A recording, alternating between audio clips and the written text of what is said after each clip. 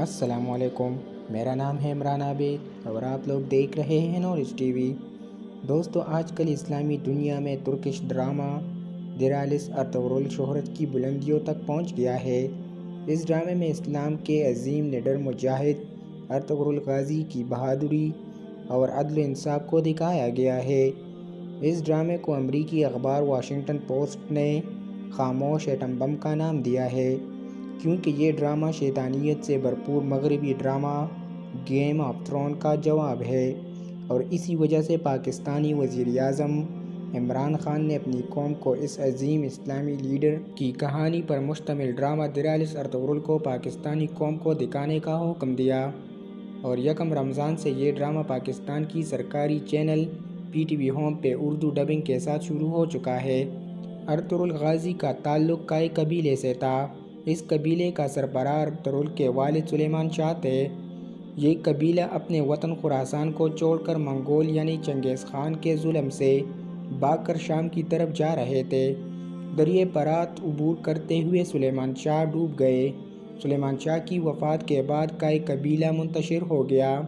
سلیمان شاہ کے 4 بیٹے تھے، اور ان میں سے 2 بیٹے اپنے اہل خانہ اور اپنے بہت سے ساتھیوں کے ساتھ اہلک چلے گئے۔ جو لوگ بچ گئے انہوں نے ارطغرل غازی کو اپنی شجاعت اور بہادری کی وجہ سے کئی قبیلے کا سردار چن لیا۔ ارطغرل غازی اپنے چھوٹے بھائی دھندار اور تقریباً 420 گھرانوں پر مشتمل لوگوں کے ہمراہ اناطولیہ یعنی موجودہ ترکی کی جانب روانہ ہوئے اور سلجوقی سلطنت میں داخل ہوئے۔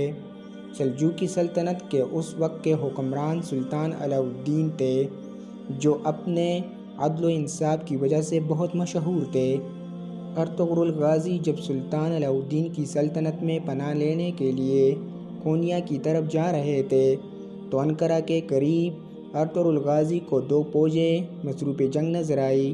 ارطغرل غازی ان میں سے کسی کو جانتے نہ تھے، لیکن دیکھا کہ ایک فوج تعداد میں دوسری فوج سے کمزور ہے اور ہارنے والی ہے، اور یوں ارطغرل غازی نے اپنے 444 سپاہیوں کے ساتھ کمزور فوج کی مدد کے لیے اچانک حملہ کیا اور طاقتور فوج کی جیت کو شکست میں بدل ڈالا۔ بعد میں پتہ چلا کہ جس فوج کی مدد ارطغرل غازی نے کی تھی وہ اصل میں سلطان علاء الدین کی فوج تھی، جو تاتاریوں سے شکست کھا رہا تھا۔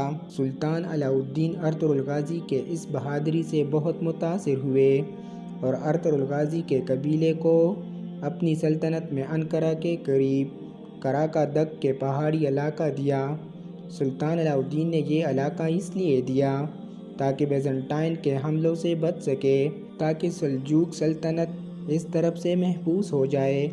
سلطان علاء الدین نے یہ بھی اجازت دی کہ سرحد کے قریب 7 علاقوں کو فتح کر کے انہیں بھی سلطنت میں شامل کر لے۔ یہ علاقہ بیزنٹینی عیسائی سلطنت کے بالکل قریب تھا۔ ارطغرل غازی نے بہت کم وقت میں بہت بہادری دکھائی، اور کچھ عرصہ بعد سلطان نے ارطغرل غازی کو سوغوٹ کا شہر بھی دیا۔ ان فتوحات کا فائدہ یہ ہوا کہ باقی بہت سارے ترک قبائل بھی ارطغرل غازی کے ساتھ مل گئے اور انہیں اپنا سردار تسلیم کر لیا۔ ارطغرل غازی کی طاقت دن بدن بڑھ رہا تھا۔ سلطان علاء الدین کے لیے ایک قبائلی شخص کا اتنا طاقت حاصل کر لینا شاید قابل قبول نہ ہوتا، مگر سلجوق سلطنت کے اندر بغاوتوں کی وجہ سے اب یہ سلطنت آخری سانسیں لے رہا تھا۔ جبکہ ایک طرف سے بیزنٹینی ریاست نے کئی سلجوقی علاقوں کو قبضہ کیا ہوا تھا، تو دوسری طرف تاتاریوں کے حملے بھی جاری تھے، اور اسی وجہ سے سلطان علاء الدین نے ارطغرل غازی کو مزید انعامات بھی دیے، اور جب ینی شہر اور بروسا کے درمیان ایک جنگ میں ارطغرل غازی نے علاء الدین کے نائب کی حیثیت سے تاتاریوں اور بیزنٹینیوں کی متحدہ فوج کو شکست دی، تو سلطان علاء الدین نے اس کے بدلے میں اپنے شہر کو بھی ارطغرل غازی کی جاگیر کا حصہ بنایا۔ اس نئی جاگیر کا نام سلطنونی رکھا گیا، اور ارطغرل غازی کو اپنی فوج کا سپہ سالار بھی مقرر کیا۔ بالآخر یہ دلیر اسلامی ہیرو 1281 کو وفات ہوئے، اور اس کے بعد اس کے بیٹے عثمان غازی نے اس کی حکومت کو نئی بلندیوں تک پہنچایا۔